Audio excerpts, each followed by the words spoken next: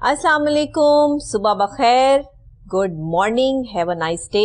आज जुम्मतुल मुबारक का ख़ास दिन, ख़ास मौका, और जैसे कि आपको मेरे अंदाज से अंदाज़ा हो ही गया होगा कि आज का प्रोग्राम हमारा जो है वो इस्लामिक पॉइंट ऑफ व्यू से है, और हम स्पेशली जुम्मतुल मुबारक को जो है वो ख़ास कर प्रोग्राम जो है वो एक इस्लामिक टॉपिक पे करते हैं। इस्लामिक टॉपिक की बात ये नहीं कि हम सिर्फ जुमे को ही जो है वो इस्लाम को याद करते हैं। मेरी हर बात में, हर अंदाज में, हर सुबह में, हर आगाज़ में, हर दिन के आगाज़ में जो है वो एक चीज़ लाजमी होती है, और वो है कि हमें इस्लाम ने दिया क्या है, हमारी शख्सियत को कैसा होना चाहिए, हमारे किरदार को कैसा होना चाहिए।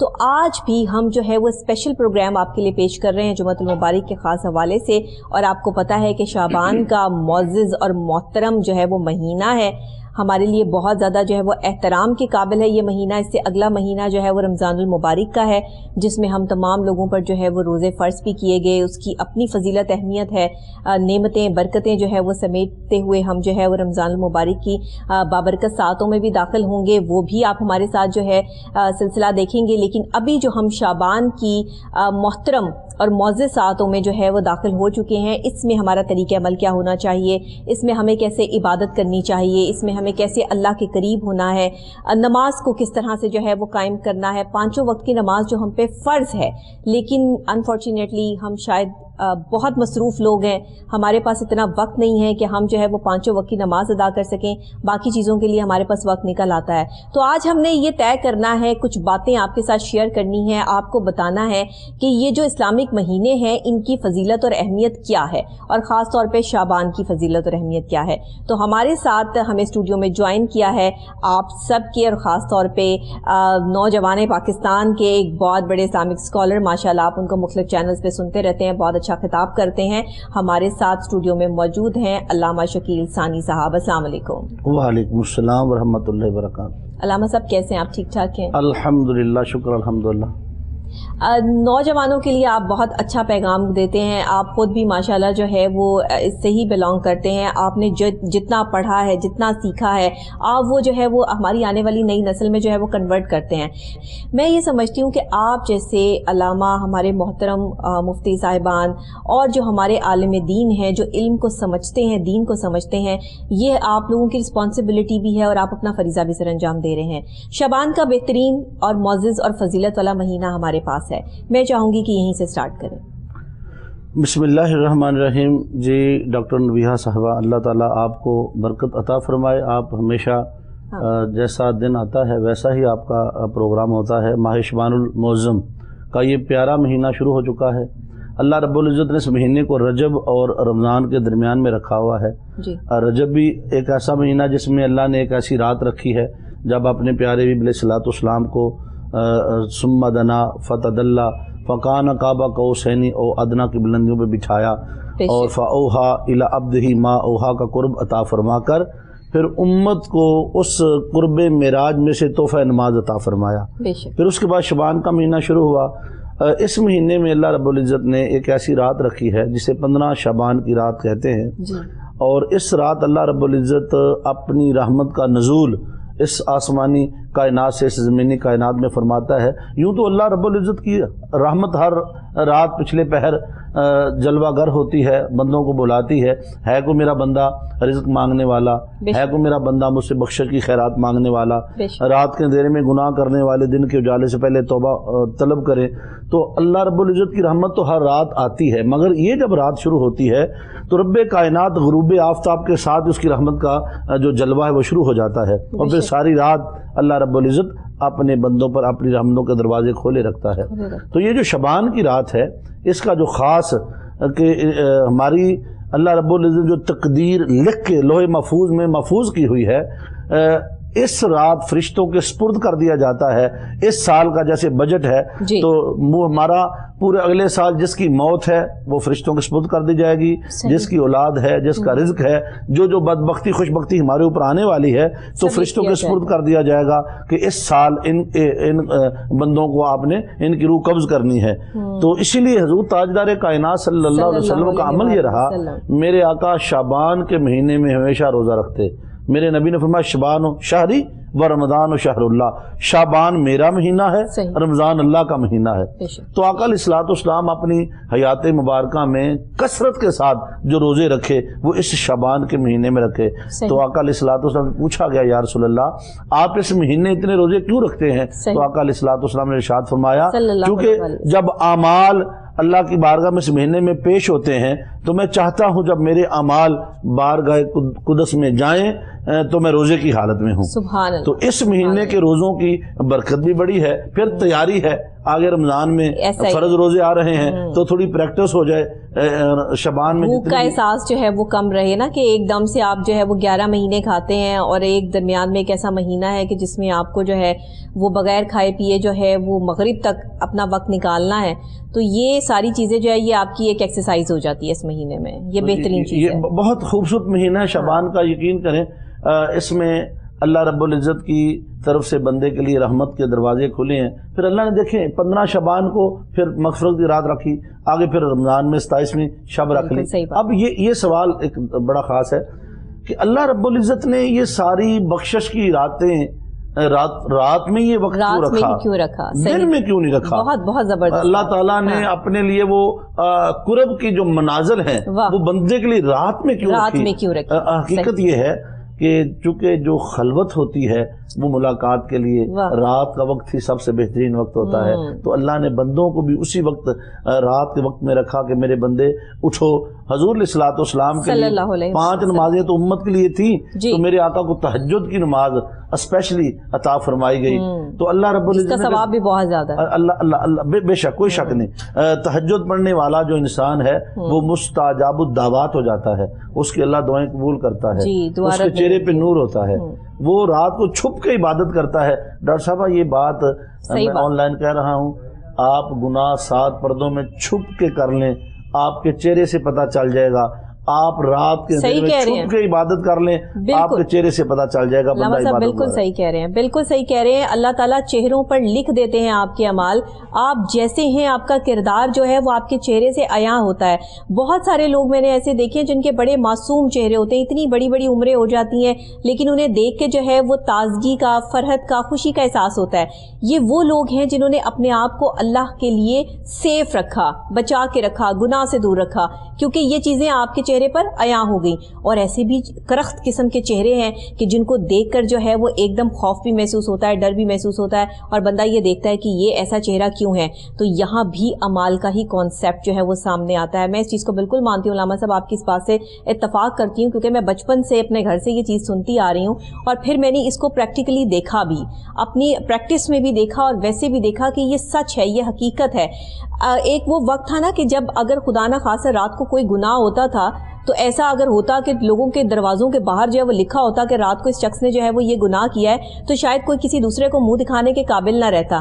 لیکن یہاں پہ اللہ نے کیا خوبصورت کانسیپٹ نکالا کہ اعمال وہی ہے، گناہ اور ثواب کی کیفیت وہی ہے، وہ آپ کے چہرے پہ پیسٹ کر دی اور آپ کو جو ہے وہ چھوڑ دیا عوام کے سامنے کہ جو ہے وہ انہی لوگوں میں جاؤ، اندازہ ہو جائے گا کہ کون کیا ہے۔ تو بہترین چیز ہے یہ۔ ڈاکٹر صاحب یقین کریں قرآن مجید میں اللہ رب العزت نے ارشاد فرمایا کل نفس ذائقۃ الموت، ہر جان نے موت کا ذائقہ چکھنا ہے۔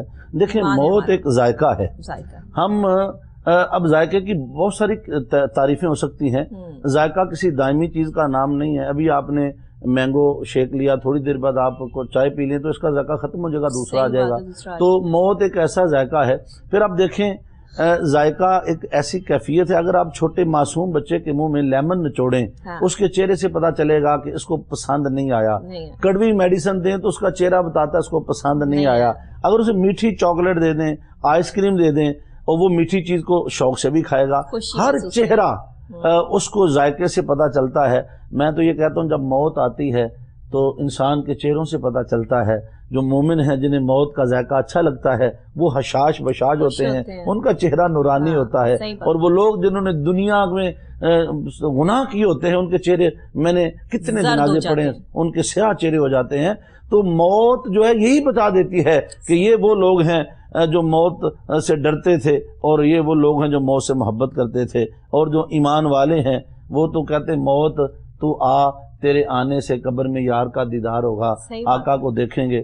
تو اللہ رب العزت نے ڈاکٹر صاحبہ یہ دیکھیں رات اللہ نے عبادت کے لیے تے بابا بلے شاہ فرماتے ہیں کہ راتی جاگیں تے شیخ صدامیں رات نو جاگن کتے تیں تھی اتے مالک دا بوا مول نہیں چھڑ دے پمیں 100 مارے جتے تیں تھی اتے تے ساری راتی راکھی کر دے تے دنے جا رڑا وچ ستے تیں تھی اتے اٹھ بلیا اٹھ یار منا لے نہیں تے بازی لے گئے کتے تیں تھی اتے.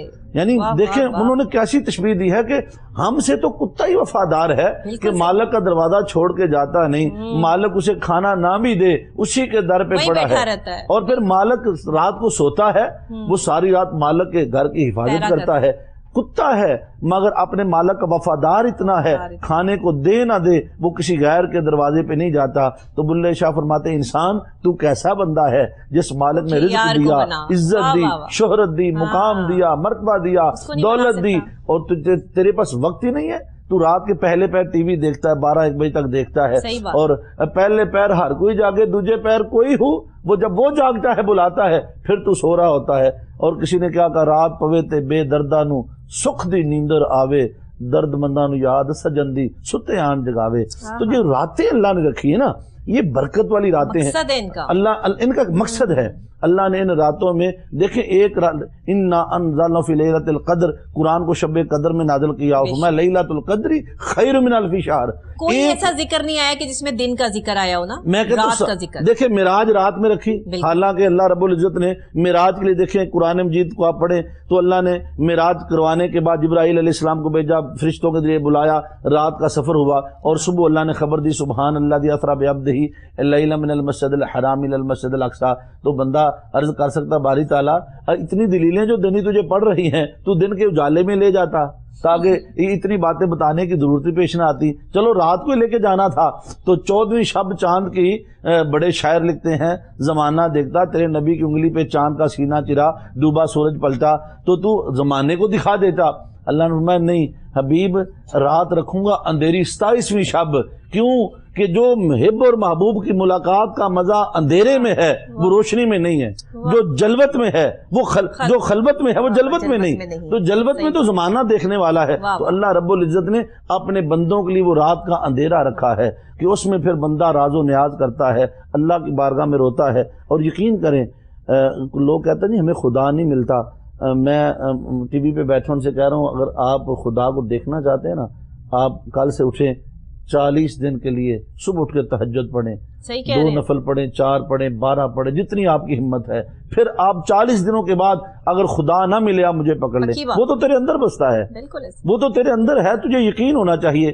تو اللہ تعالیٰ جس بندے پہ رحم کرتا ہے فضل کرتا ہے اسے صبح تہجد کی بیداری عطا فرماتا ہے. اللہ کے فرشتے اسے آ کے جگاتے ہیں.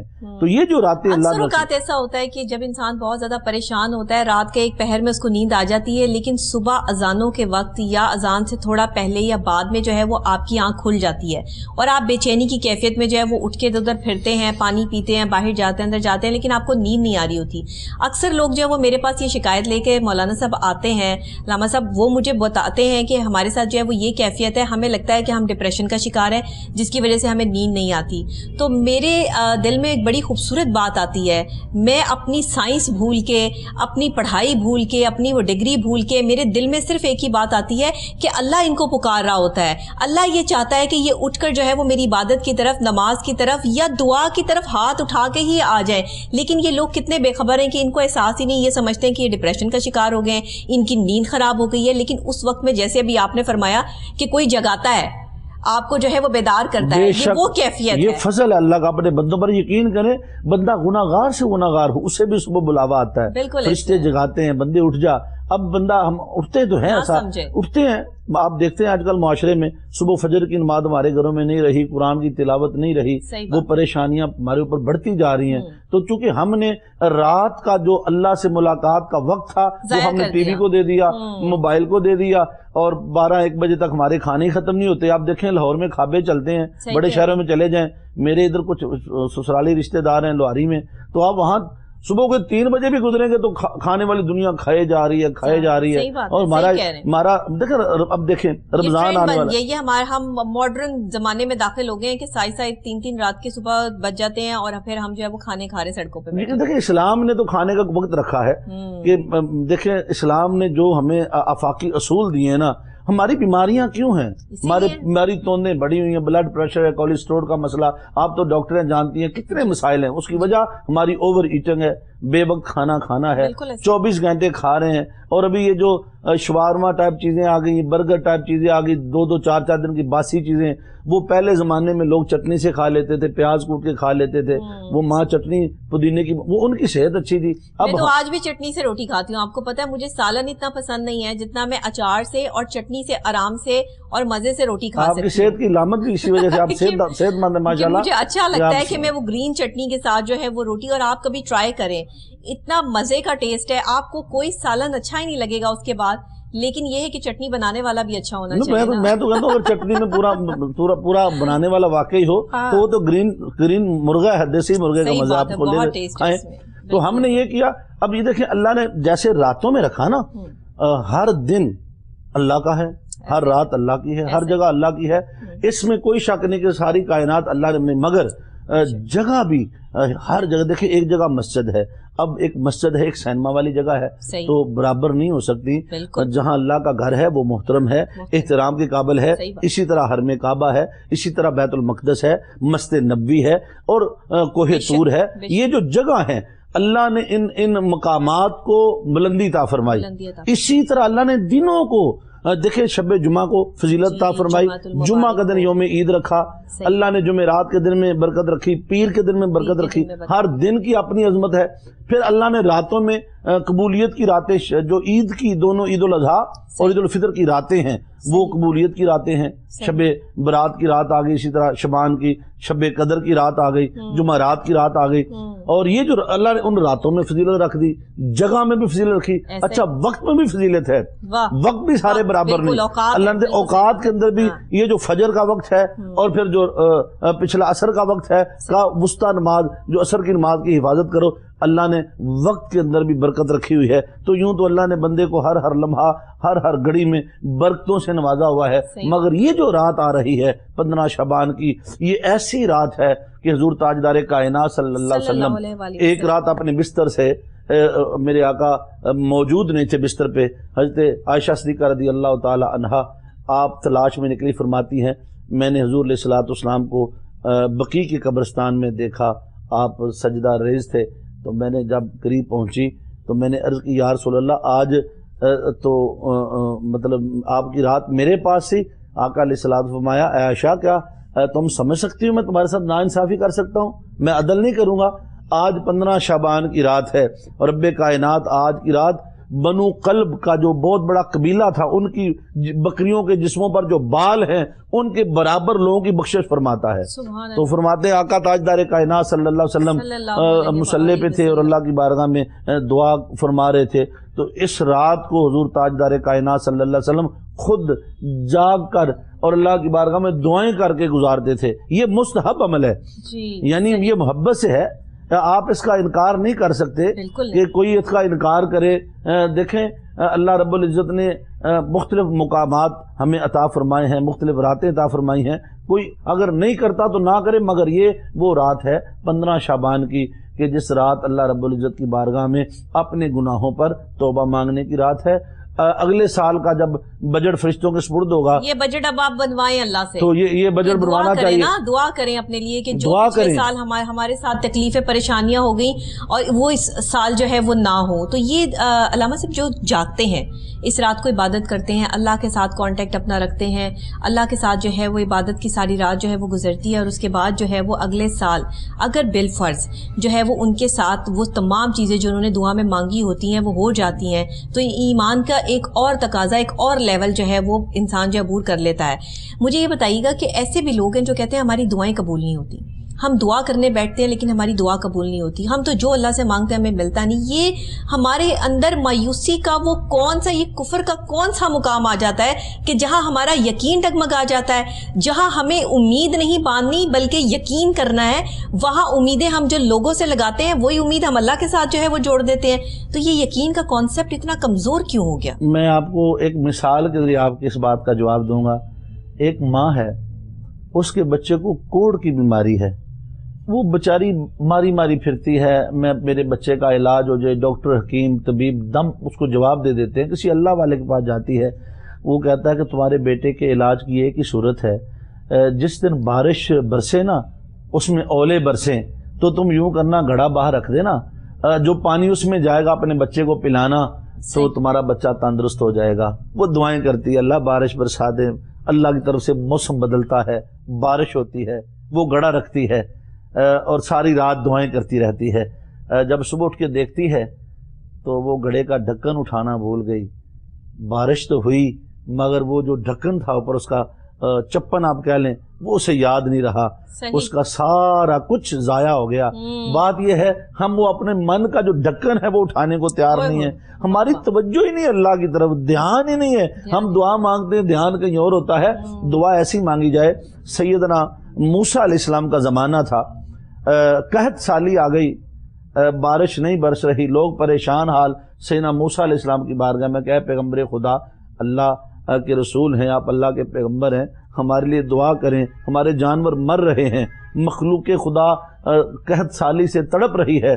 تو سیدنا موسیٰ علیہ السلام نے فرمایا یوں کرو، سارے لوگ ایک میدان میں جمع ہو جاؤ، ساری قوم کو جمع کیا، پھر آپ نے دعا مانگی، باری تعالیٰ مجھے قوم نے وسیلہ بنایا، تیری بارگاہ میں دعا کرتا ہوں تو رحمت کا پانی بھیج۔ اللہ رب العزت نے سیدنا موسیٰ علیہ السلام کو الہام کیا کہ موسیٰ علیہ السلام میں بارش تو برسا دوں گا مگر ایک شخص ایسا بیٹھا ہے جو گناہگار ہے، سیاکار ہے، میرا نافرمان ہے، شراب پینے والا ہے، زنا کرنے والا ہے، جو بھی اس کا گناہ ہے۔ اللہ نے اس کا فرمایا موسیٰ علیہ السلام وہ بندہ مجلس سے اٹھ کے چلا جائے تو میں بارش برسا دوں گا، اس کے گناہوں کی وجہ سے میں آپ کی دعا بھی قبول نہیں کر رہا ہوں، ان کی دعا بھی قبول نہیں کر رہا ہوں، کیونکہ اس کے گناہوں کا عتاب بڑا ہے۔ تو سیدنا موسیٰ علیہ السلام نے فرمایا لوگوں سنو، ایک بندہ ایسا ہے بڑے مجمع میں جس کی وجہ سے، جس کے گناہوں کی وجہ سے ہماری دعا قبول نہیں ہو رہی، وہ اٹھ کے چلا جائے، اگر چلا جائے تو مہربانی، نہیں جائے گا تو میں اللہ کے حکم سے بڑے مجمع سے اسے اٹھا کے بھجوا دوں گا۔ اب ہر بندے کو ڈاکٹر صاحب اپنے حال کی خبر ہے، جب اس بندے نے سنی نا یہ بات تو من ہی من میں اللہ کی بارگاہ میں رو کے عرض کرتا مولا آج تک تو نے میرے پردے رکھے تھے، آج اگر اٹھ کے چلا جاؤں گا تو رسوا ہو جاؤں گا، مولا تو جانتا میں تیرا نافرمان ہوں، میں آج تیری بارگاہ میں سچی توبہ کرتا ہوں، اگر تو آج مجھے رسوائی سے بچا لینا میں زندگی میں کبھی تیری نافرمانی نہیں کروں گا۔ اس نے رو کے ایسی دعا مانگی، بارش برسنے لگی، جل تھل ہو گئی۔ سیدنا موسیٰ علیہ السلام کوہ طور پہ گئے کہ مولا ایک بات تو بتا، تو نے فرمایا تھا ایک بندہ گناہگار ہے، بندہ بھی کوئی نہیں اٹھا، تو نے بارش بھی برسا دی، میں موسیٰ علیہ السلام میرے بندے نے مجھ سے توبہ کر لی، اس نے دعا مانگی، میں نے اس کی دعا قبول کر لی۔ کہا اچھا باری تعالیٰ مجھے بتا تو دے وہ بندہ تھا کون؟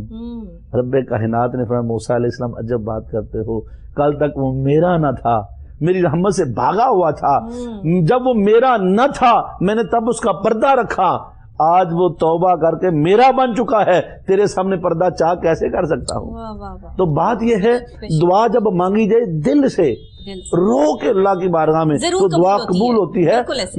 دعا میں اثر ہوتا ہے مگر جو دل سے نکلے، اور ہماری دعائیں چونکہ دل سے نکلتی نہیں۔ مجھے یہ بتائیں ڈاکٹر صاحب کہ آپ نے سارا دن تو رشوت کا مال کھایا، آپ نے دکان پہ سارا دن گندی نگاہوں سے دوسروں کی ماں بہن بیٹی کو دیکھا، پھر آپ نے دودھ میں پانی ڈالا، آپ میڈیکل سٹور پہ 2 نمبر دوائیاں بیچ کے آئے، آپ نے سارا دن جو غلط کام کیے، اب آپ رات کو مصلے پہ بیٹھے کس منہ سے اس مالک سے دعا مانگ رہے ہیں کہ جس کی مخلوق کو آپ نے 2 نمبر میڈیسن کھلا دی، آپ نے رشوت کا مال بھی کھا لیا، آپ نے ہر طرح سے ان کو لوٹ بھی لیا، تو اب کیسے؟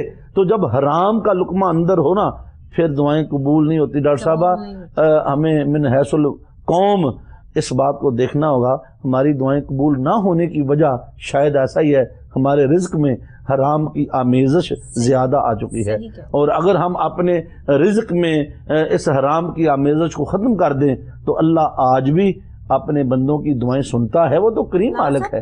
سود حرام ہے، اللہ سے کھلی جنگ ہے، اور ہمارے ملک میں یہ ایسے عام ہے کہ ہر بندہ جو ہے وہ سود پہ چیز لینے کے لیے جو ہے، حتیٰ کہ ہم جو اپنے بیلنس یوز کرتے ہیں ہم اس پر بھی جو ہے وہ پیسے ادا کرتے ہیں، اگر ہم جو ہے وہ ایڈوانس جو ہے پیسے ان سے جو ہے وہ لے لیں۔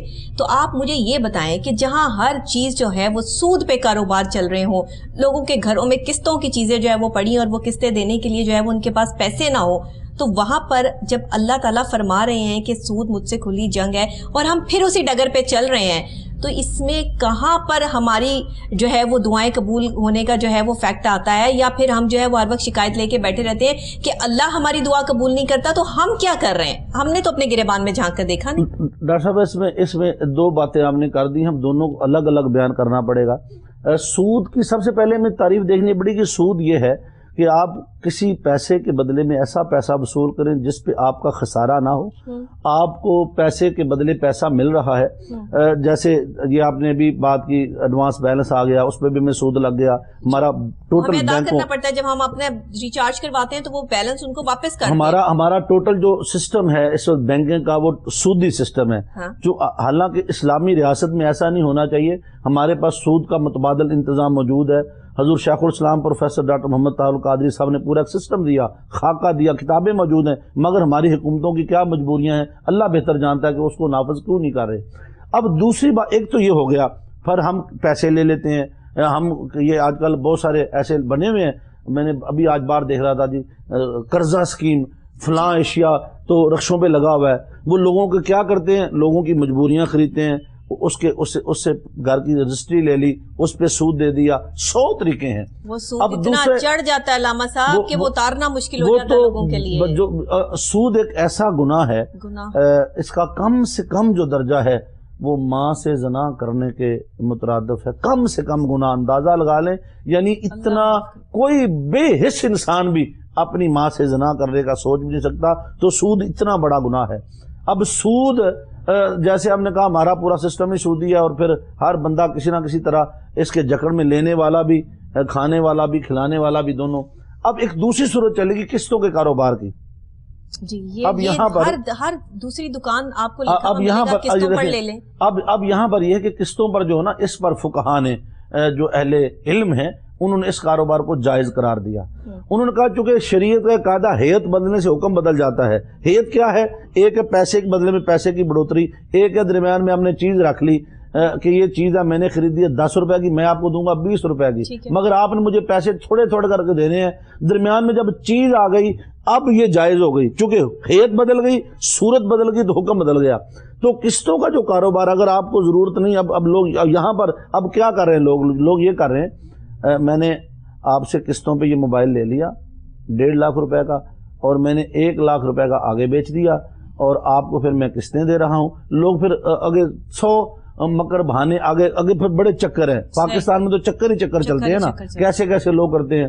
تو سود جب ہمارے معاشرے میں اتنا عام ہو چکا ہے، سود سے بڑے گناہ ہیں، سود سے بھی لوگوں نے آگے، اس سے بھی ایسے ایسے گناہ آپ دیکھیں کہ اگر کسی کو آپ 2 نمبر میڈیسن کسی کے پیٹ میں جا رہی ہے، آپ کسی ہاسپٹل میں چلے جائیں، آپ کا ڈیلیوری کیس ہے، بڑا آپریشن نہیں ہونا، آپ اس کو کر دیتے ہیں، تو ظلم کی تو حد، آپ کہاں جائیں، آپ کہاں جائیں، پھر دعائیں کہاں قبول ہوگی، کیسے ہوگی؟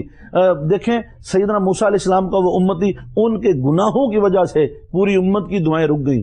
ایک بندہ گناہ گار ہے، ایک بندے کی وجہ سے پوری بستی پہ عذاب ہے، اور جب اس نے گناہ چھوڑے پوری بستی پہ رحمت اور کرم ہو گیا۔ تو ممکن ہے کسی بندے کا گناہ اتنا بڑا ہو کہ اس کی وجہ سے اہل محلہ بھی پریشان ہو، اور ایسے لوگ ہیں، آپ ہر محلے میں آپ کو ایسے مل جائیں گے، بڑے بڑے مل جائیں گے، جنہوں نے ظاہری طور پہ لبادہ دین کا بھی اڑا ہوگا اور شرافت کا بھی اڑا ہوگا، مگر اندر سے وہ ایسے خناس ہوں گے اور لوگوں کو کس کس طرح سے لوٹتے ہیں۔ اور میں آن لائن کہہ رہا ہوں، آج کل جو سب سے بڑا ایک مسئلہ رشتوں کا تقدس جو برباد پامال کیا جا رہا ہے، رشتوں کے نام پہ دھوکہ، آپ کسی کو کسی کی بیٹی دکھاتے ہیں، رشتے طے ہوتے ہیں، پھر فراڈ ہوتے ہیں، لڑکی رات کو بھاگ جاتی ہے کسی کا زیور لے کے، کسی کا سامان اٹھوا کے۔ میں روزانہ ایسے 20 کیس دیکھتا ہوں، اور ان فراڈوں سے مطلب معاشرہ گزر رہا ہے۔ دیکھیں جب ڈاکٹر صاحب رشتوں کا تقدس پامال ہو جائے، پیچھے کیا بچتا ہے؟ میاں بیوی کا ایک رشتہ، ایسا عظیم رشتہ جو اللہ نے خود بنایا آسمان پہ، اب اس کے نام پہ بن گئے ہیں علامہ صاحب۔ ہمیں کون سی قوم بننا تھا اور ہم کیا بن گئے کہ ایک مینٹل ڈیزیز میں جو ایک شخص ہے جس کو اپنی کوئی پتہ نہیں ہے، اس کو وہ ایک اللہ لوگ ہے، کوئی آپ اس کو کہہ لیں کہ وہ بالکل اس کا مائنڈ جو ہے وہ واش ہوا، وہ اسے دنیا کا نہ دین کا کچھ اندازہ نہیں ہے، اور وہ چلتا جا رہا ہے۔ آپ اس کو اغوا کرتے ہیں، اس کا گردہ نکالتے ہیں، بیچ دیتے ہیں، اور پھر اس کو جو ہے وہ کسی کوڑے کی جو ہے وہ جگہ پہ چھوڑ کر جو ہے وہ بھاگ جاتے ہیں۔ یہ قوم ہے ہماری، मासूम बच्चियां के जो है वो किसी गली कूचे से जो है वो गुजर नहीं सकती हैं, कि वहां पर जो है वो दरिंदा नुमा इंसान जो है वो ताक लगाए बैठे होते हैं कि कब वो अपनी हवस जो है वो मिटाएं। तो ये इंसानियत है हमारी। यहाँ पे ये इंसानियत रह गई है कि हम औरतें छोड़कर जो है वो एक दूसरे के साथ जो है वो रिलेशन बनाने पे मजबूर हो गए। क्या कर रहे हैं हम? देखिए ना, ये देखिए, जो एक मुल्क पाकिस्तान जब बना, या तो मैं कहती हूँ अल्लाह माफ करे, तौबा अस्तगफिरुल्लाह, सिर्फ पत्थरों की बारिश होना रह गई सिर्फ इस कौम पे, पता नहीं और तो क्या हम अब ये जो कोरोना की सूरत में अजाब भुगत रहे हैं और एक दूसरे से सोशल डिस्टेंसिंग के अहकामात हमें जो है वो जारी हो चुके हैं, ये क्या है? ये अल्लाह ताला दिखा रहा है हमें। जहाँ एक ला इलाहा इल्लल्लाह का निजाम होगा, मगर बदकिस्मती से वो पाकिस्तान अभी तक बना ही नहीं जिसके ख्वाब देखे थे वो लोग जिन्होंने कुर्बानियां दी, आज उनकी रूहें तड़प रही होंगी। जो माशरा बेहिस्सी में इस मुकाम पे चला जाए, इस्लामी माशरा हो। देखें अल्लाह ताला वही बातें हैं ना कि हम किस तरफ जा रहे हैं, हमारा माशरा किस तरफ जा रहा है। हमें यहाँ समझना होगा कि हमारी आज़ादी इस्लाम के साथ है। हम ऐसे आज़ाद नहीं हो सकते। जितना हमारे इस्लाम ने हमें आज़ाद किया, हमें उतनी ही आज़ादी मिल सकती है। औरत को जितनी आज़ादी इस्लाम ने दी, किसी और मजहब ने तो दी ही नहीं। हमारे मजहब को अडॉप्ट करते हुए बाहर के मुमालिक ने जो है वो ये तमाम चीज़ें उमर लॉ को मुतारिफ करवाया। वहाँ नबी पाक सल्लल्लाहु अलैहि वसल्लम की अहादीस मुबारका को बड़े बिल बोर्ड्स पर जो है वो नस्ब किया गया। यहाँ हमने कहाँ ऐसे बिल बोर्ड देखे जहाँ पे हमें मौला अली का एक कॉल ही नजर आया हो? हमने कौन सा ऐसा रोड देखा कि जहां पर हमारे जो है वो ये हो कि ये उमर रोड है, ये जो है वो मौला अली के नाम से जो है वो मंसूब है? यहाँ हमने किसी ने कोई एक कारनामा कर दिया तो उसके नाम पर जो है हमने रोड मंसूब कर दिए। ये तो हमारी कौम के हालात। डॉक्टर साहब आप यकीन करें जैसे आपने बात की, वो मुआशरा एक लम्हा सोचे तो जब बेटियों को जिंदा दरगोर किया जाता है, जहाँ बेटी गाली समझी जाती है, और उस मुआशरे में मेरा नबी बेटी को इतना मुकाम अता फरमाए, उसकी पेशानी चूमे, और की जो इज्जत इस्लाम ने करवाई वो तो किसी मजहब में इतनी इज्जत ही नहीं है। जन्नत माँ के कदमों के नीचे रख दी जाए तो इतनी इज्जत। देखिए औरत की जितनी इज्जत इस मुआशरे में है, माँ के रूप में जन्नत उसके कदमों में है, बहन के रूप में कितनी इज्जत है, बीवी के रूप में, बेटी के रूप में। घर में बेटी आती है तो कितना, मतलब बाप सारी जिंदगी उस बेटी की खुशियों के लिए जीता है, अपने घर से अपना बेच कर वो अपनी बेटी का घर भरता है। तो इतना कुछ जिस मुआशरे में औरत को ये कुछ मिले, अल्लाह ने दिया है, ये सेहत, तंदुरुस्ती, हुस्न जमाल, सब कुछ खुदा का। इस टॉपिक को तो हम डिस्कस करना ही नहीं चाहते, हम तो इस चीज को उठाना ही नहीं चाहते, हम तो ये बात बार बार दोहराना ही नहीं चाहते कि कौन क्या कर रहा है। जो कर रहा है वो अपनी जात के अंदर जानता है कि वो क्या कर रहा है और कैसे कर रहा है, और उसको गुनाह है या सवाब है। हाँ, जब आप कुछ गलत देखें तो उसके बारे में बोले जरूर, ये हक जो है वो हमें इस्लाम देता है और वो हम काम जरूर करते हैं। सवाल ये कि सवाल हमारा यही चले कि दुआओं की कबूलियत क्यों नहीं है? वजह देखे ना, ये सारे अमाल को आप सामने रखने, फिर वो सैयदना मूसा अलैहिस्सलाम वाली बात सामने रखने, अल्लाह का पैगंबर दुआ कर रहा है और अल्लाह फरमा रहा है मेरे पैगंबर ये गुनाहगार बंदा दूर कर दे इसके गुनाहों की वजह से। अब हमारी कैसी खूबसूरत बात है कि शाबान का ये महीना जो हमारे पास है, इसमें गुनाहों की माफी है।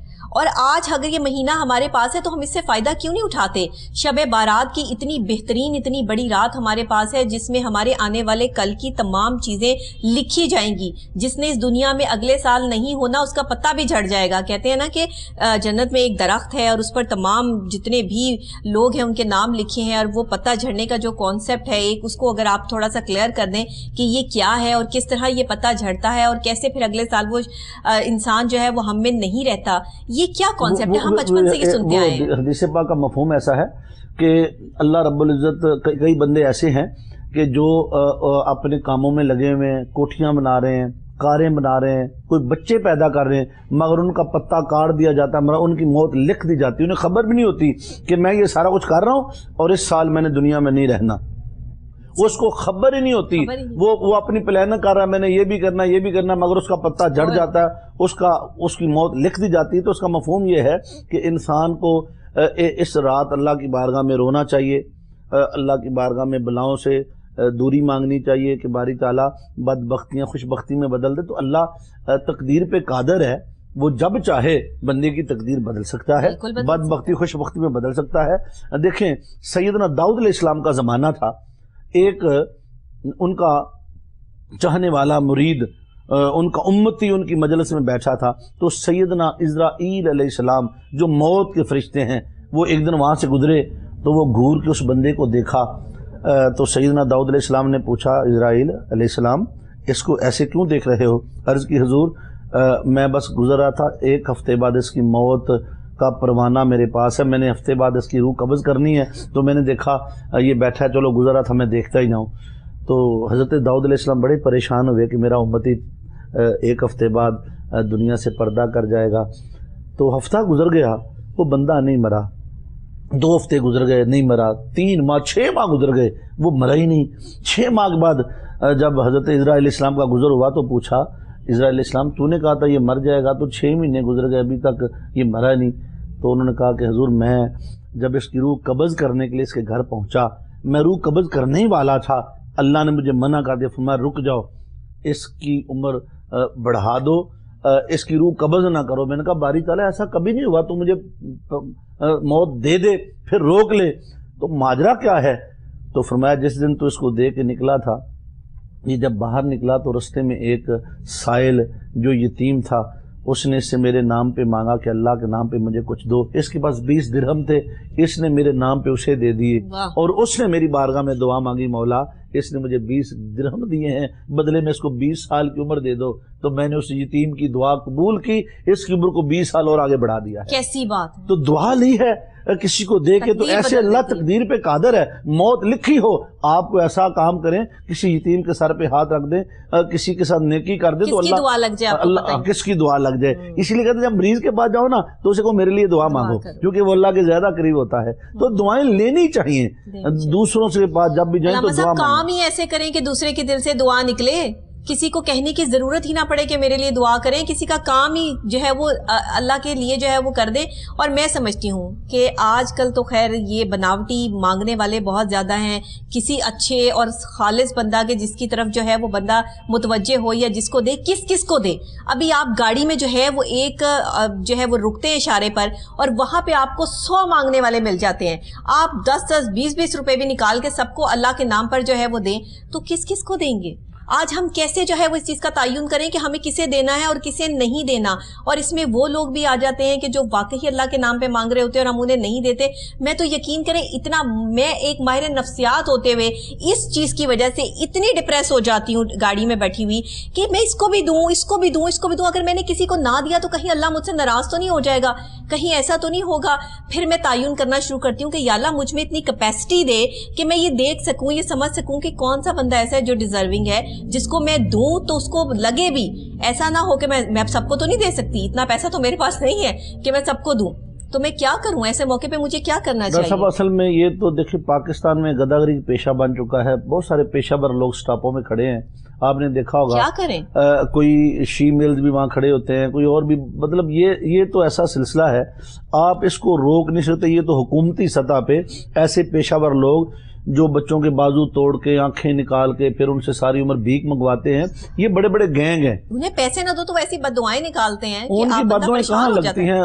کبھی کبوں کے کہنے پہ جانور تھوڑا مرتے ہیں, ان کی بددعائیں قبول نہیں ہوتی. مگر یہ ہے کہ اللہ نے اگر آپ کو توفیق دی ہے, آپ کے در پہ سائل آ جائے, تو قرآن مجید میں حضور علیہ الصلوۃ والسلام کی جو شان اللہ نے بیان, وَأَمَّا السَّائِلَ فَلَا تَنْهَرْ, اللہ نے حبیب تیرے در پہ سوالی آ جائے تو کبھی جھڑکی نہ دینا. تو در مصطفیٰ پہ جب بھی کوئی سائل آیا ہے تو میرے آقا نے کبھی اسے خالی نہیں لوٹایا. یہاں تک کہ حضور علیہ الصلوۃ والسلام کی جو تھی نا سخاوت, جب رمضان آتا تو ایسے ہوتی جیسے تیز ہوائیں چلتی ہیں. 90 ہزار درہم میرے آقا کی بارگاہ میں آئے تو میرے آقا تقسیم کر کے گھر تشریف لے کر جاتے. ایک بار 90 ہزار درہم تقسیم کیے, ایک سائل آیا کہتا یا رسول اللہ مجھے بھی عطا کرے.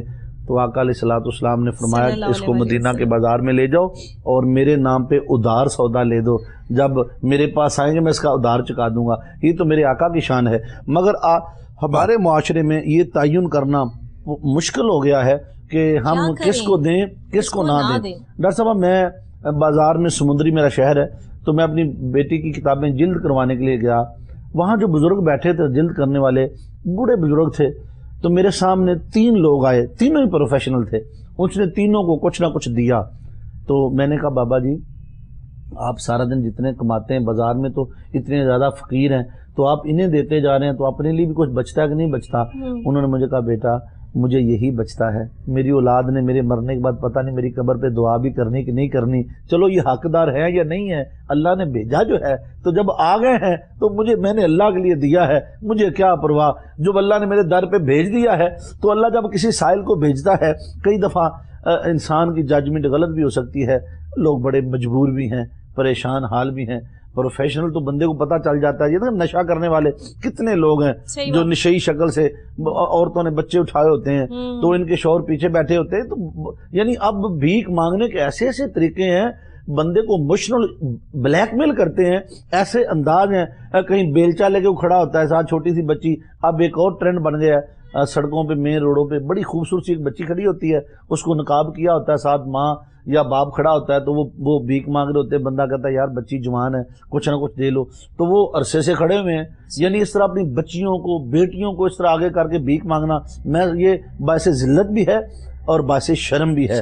ایسے پروفیشنل لوگوں کو شرم کرنی چاہیے, محنت کریں, مزدوری کریں, اپنے ہاتھوں سے کمائیں. اللہ تعالیٰ کو محنت کرنے والا بندہ بڑا چلی جا رہی ہے, اور اس میں تعین کرنا کہ کون صحیح ہے کون غلط ہے یہ ہمارے بس کی بات تو اب رہی نہیں ہے. ہم تو اس چیز کو جو ہے وہ شاید نہیں اب جو ہے وہ تعین کر سکتے کہ کون صحیح ہے کون غلط ہے. اللہ ہی معاف کرنے والا ہے کہ کب کہاں کس کے ساتھ کون سی کیسی زیادتی ہو جائے اور کب کہاں کس کی جو ہے وہ مدد ہو جائے, اللہ ہی بہتر جانتا ہے. لیکن بندہ جو ہے وہ بس اپنی طرف سے جو ہے وہ بہتر کرنے کی کوششوں میں جو ہے وہ کتنا بہتر کر سکتا ہے. ہم سب کو خوش نہیں کر سکتے علامہ صاحب, ایسا تو پاسبل نہیں ہو سکتا کہ دنیا میں آپ تمام لوگوں کو خوش کر دیں. یہ تو مولا علی کا بھی قول ہے کہ جس سے سبھی خوش ہیں وہ تو منافق ہوا. وہ تو ظاہری بات ہے, وہ تو جھوٹا ہوا نا جس سے سبھی خوش ہیں کہ ہاں اس کے تو پیچھے ساری دنیا لگی ہوئی ہے. جو سچا بندہ ہے اس کے تو ساتھ ہی کوئی نہیں بیٹھے گا. حق ہمیشہ تنہا ہی ہوتا ہے نا, تنہا ہوتا ہے. حق کی پہچان یہی ہے. وہ تو جو سچ بولے گا اس کے مخالف جو ہے وہ 100 جگہ سے جو ہے وہ منہ کھول کے کھڑے ہو جائیں گے, اس کی جو ہے وہ خلاف ایک جہاد شروع ہو جائے گا اور اس کو جو ہے وہ کام کرنے نہیں دیا جائے گا. لیکن جو جھوٹا ہوگا وہ شام تک اپنا سارا جھوٹ بیچ کے سکون محسوس کرے گا اور اگلے دن جب وہ نئے جھوٹ کی تیاری کرے گا. یہ ہو رہا ہے ہمارے معاشرے کا. یہ ڈاکٹر صاحب حق کی پہچان یہ ہے, حق ہمیشہ یکتا ہی رہا ہے. یہ آج سے نہیں ہے, جب سے کائنات بنی ہے تب سے. اب دیکھیں اگر کوئی بندہ یہ کہے کہ میں دین کا نوکر ہوں, دین کا خادم ہوں, سچائی کی بات کرنے والا ہوں, پھر اس کا دشمن بھی کوئی نہ ہو, سمجھ لیں اس کے دین میں منافقت ہے, اس کے سچ میں جھوٹ کی آمیزش ہے. اگر یہ تصور کر لیا جائے نا, بندہ حق کی بات بھی کرے تو پھر بندے پہ مشکل وقت بھی نہ آئے. تو پھر ابراہیم علیہ السلام کو کبھی آگ میں ڈالا نہ جاتا, پھر کبھی حضرت موسیٰ علیہ السلام کا جادوگروں سے مقابلہ نہ ہوتا, فرعون کے سامنے ان کو ڈٹنا نہ پڑتا, پھر کبھی عیسیٰ علیہ السلام کو سولی پہ چڑھایا نہ جاتا. اگر یہ معیار سمجھ لیا جائے کہ دشمن بھی کوئی نہ ہو, پھر میرے آقا کو کبھی پتھر نہ مارے جاتے, غزوہ بدر نہ ہوتا, غزوہ احد نہ ہوتا, دندان بارے شہید نہ ہوتے, میرے آقا کو طائف کے بعد میں پتھر مارے نہ جاتے, میرے آقا کو جادوگر, کاہن, مجنون کہا نہ جاتا, پھر حضور علیہ السلام کی آل کربلا میں پیاسی نہ رہتی, کبھی آقا حسین کے نیزوں پہ سر نہ چڑھتے, نبی کی بیٹیاں قیدی نہ بنتی. تو حق ہمیشہ یکتا ہوتا ہے, یہ بات یاد رکھ لیں. جب آپ حق کی بات کریں گے آپ کے دشمن بھی ہوں گے, مصیبتیں آئیں گی, آلام آئیں گے, پریشانیاں, دکھ آئیں گے, اور اگر آپ پہ دکھ نہیں آ رہے پھر سمجھ لیں آپ کے حق میں باطل کی آمیزش ہے. جب بندہ سچا ہوگا سمجھ لیں کہ آپ منافق ہیں. اللہ یہ آپ کی بالکل بات ٹھیک ہے. اور منافقت جو ہے یہ منافقت ایک ایسی بیماری ہے. قرآن مجید میں اللہ رب العزت جب قرآن کا آغاز کیا نا سورہ بقرہ سے, تو پہلے 5 علامتیں مومنین کی رکھیں, 2 کافرین کی, 13 منافقین کی. یعنی قرآن کے بعد میں یعنی منافقین کی 13 علامات اللہ نے بیان فرمائے. جھوٹ بولنے والے ہیں, دھوکہ دینے والے ہیں. مجھے تو کبھی کبھی ایسا لگتا ہے ہماری پوری قوم اللہ ماشاءاللہ کوئی مومن نظر آتا ہے, کیونکہ ہم شوہر بیوی کو دھوکہ دے رہے ہیں, اولاد باپ کو دھوکہ دے رہی, ہم دھوکے ہی دھوکے میں, پوری ہر چیز دھوکے میں چل رہی ہے. سچائی کہیں کوئی بندہ سچا نظر آ جائے نا, لوگ اس کا مذاق کرتے ہیں اور کہنے یار بڑا بھولا جنوں پتہ نہیں ہے زمانے کا. علامہ صاحب بہت شکریہ آپ کا کہ آپ میرے ساتھ جو ہے وہ اسٹوڈیو میں ہم جو باتیں کر رہے ہیں ان کے لیے وقت بہت کم ہے. ہمیں ان باتوں کے لیے شاید بہت زیادہ وقت جو ہے وہ درکار ہے تاکہ ہم جو ہے وہ اس چیز کو آگے لے کے چل سکیں. آج کوئی تو ہے جو حق کی بات کرتا ہے, کوئی تو ایسے جو ہے وہ پروگرام ہے کہ جہاں پر یہ باتیں بھی ہوتی ہیں, لیکن انفارچونیٹلی ہم کہاں ان سب چیزوں ہے وہ دیکھتے ہیں, پرکھتے ہیں.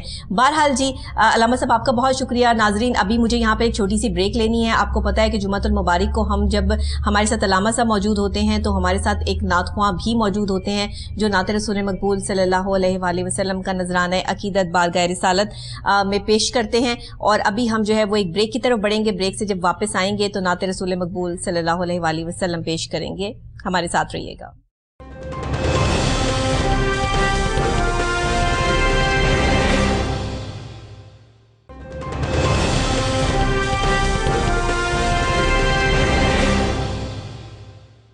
ناظرین خوش آمدید کہتے ہیں آپ کو دوبارہ پروگرام میں. Programme Koh Noor at 9. آپ کی میزبان ڈاکٹر نبیہہ علی خان. جمعۃ المبارک کا خاص اور بڑا دن.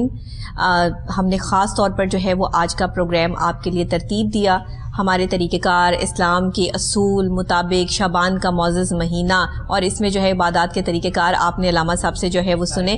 اب ہم نعت رسول مقبول صلی اللہ علیہ وآلہ وسلم کی طرف پڑھتے ہیں اور ہمیں جوائن کیا ہے ہمارے بہت اچھے بھائی, بہت اچھی ان کی آواز انداز اور ان کا نام بھی ماشاءاللہ حامد محمود قادری عرفانی. جی ہاں, میں نے شکر ہے کہ نام صحیح لے دیا ہے. ماشاءاللہ نام جو ہے وہ ان کا کافی بڑا ہے. السلام علیکم. وعلیکم السلام. کیسے ہیں آپ؟ ٹھیک ٹھاک ہیں الحمدللہ. آپ سنیں؟ جی میں بھی بالکل ٹھیک ٹھاک ہوں. تو آپ سے میں درخواست کروں گی کہ آپ نعت رسول مقبول صلی اللہ علیہ وآلہ وسلم پیش کیجیے.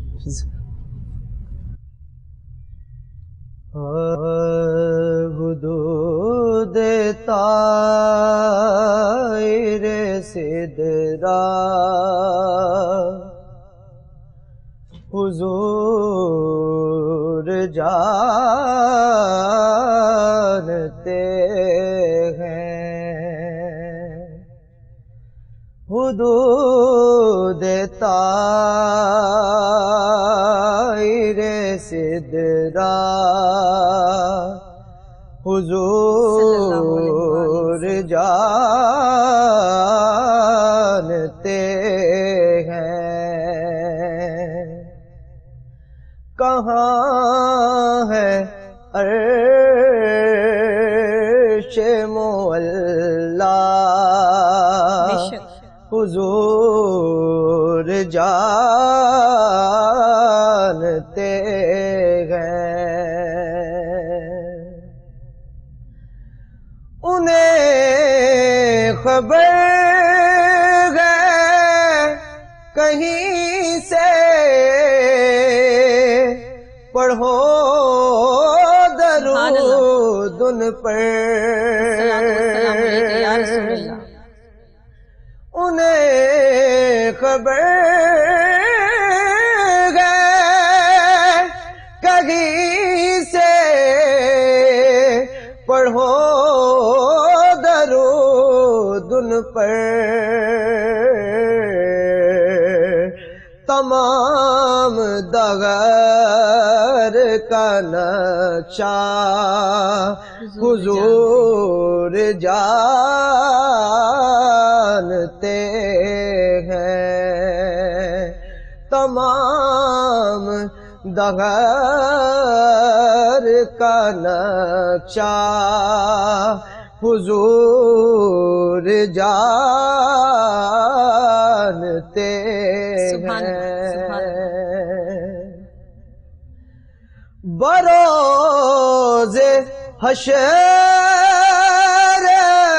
شفاعت کریں گے چن چن کر.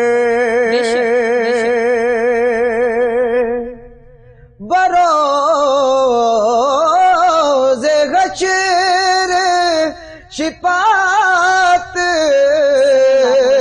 کریں گے چن چن کر. ہر ایک غلام کا چہرہ حضور جانتے ہیں. ہر ایک غلام کا چہرہ حضور جانتے ہیں. اور سنیے بروز حشر شفاعت کریں گے وہ لیکن اگر ہوا یہ عقیدہ حضور جانتے ہیں، اگر ہوا یہ عقیدہ حضور جانتے ہیں۔ میں اس یقین سے نکلا ہوں حاضری کے لیے، میں اس یقین سے نکلا ہوں حاضری کے لیے، میرے سفر کا ارادہ حضور جانتے ہیں، میرے سفر کا ارادہ حضور جانتے ہیں۔ سبحان اللہ، بلا بھی سکتے ہیں وہ، آ بھی سکتے ہیں، بہت بڑا شعر ہے۔ بلا بھی سکتے ہیں وہ، آ بھی سکتے ہیں، ایمان ہونا کہ چاہیے، دوریوں کو مٹانا حضور جانتے ہیں، کہ دوریوں کو مٹانا حضور جانتے ہیں۔ اور بہت ہی خاص ہے، میں مانگتا ہوں انہی سے، بس انہی سے مانگوں گا، میں مانگتا ہوں انہی سے، انہی سے مانگوں گا، حضور پر ہے بھروسہ، حضور جانتے ہیں، حضور پر ہے بھروسہ، حضور جانتے ہیں۔ اور مکتا سکھائی ہم کو صحابہ نے بات یہ سرور،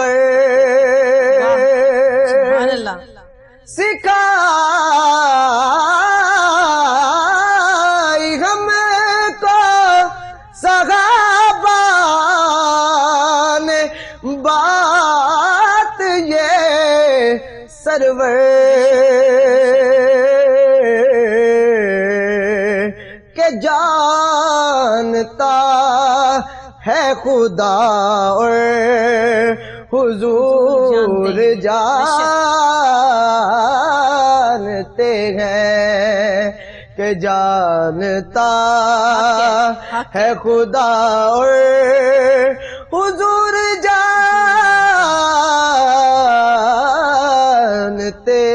ہیں، حدود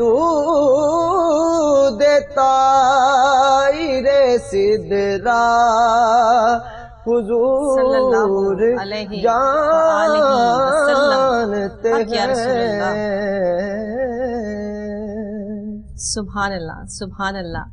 نعت رسول مقبول صلی اللہ علیہ وآلہ وسلم بھی ہے, دعا بھی ہے, محبت اور ایمان کا تقاضا بھی ہے یہ شعر, اور ہر مسلمان کے کی آواز بھی ہے یہ شعر کہ کچھ بھی ہو آپ کہیں سے بھی پکار لیں, کہیں سے بھی آواز دے لیں, حضور جانتے ہیں.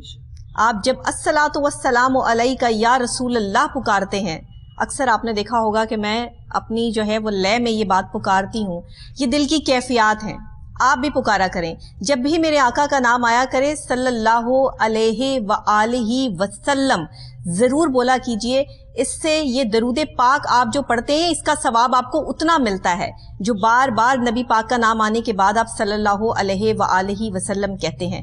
تو یہ چیزیں جو ہے اپنے ساتھ ان کو باندھ لیجئے. بچپن سے یہ چیزیں ہمارے ساتھ جڑی ہیں کیونکہ ہمارے بڑوں نے ہمیں سکھایا, ہماری والدہ کی تربیت ہمارے ساتھ ہے. تو میں چاہوں گی کہ جو تربیت مجھے میری ماں سے ملی وہی تربیت یہاں بیٹھ کے میں آپ تمام لوگوں میں جو ہے وہ بانٹوں.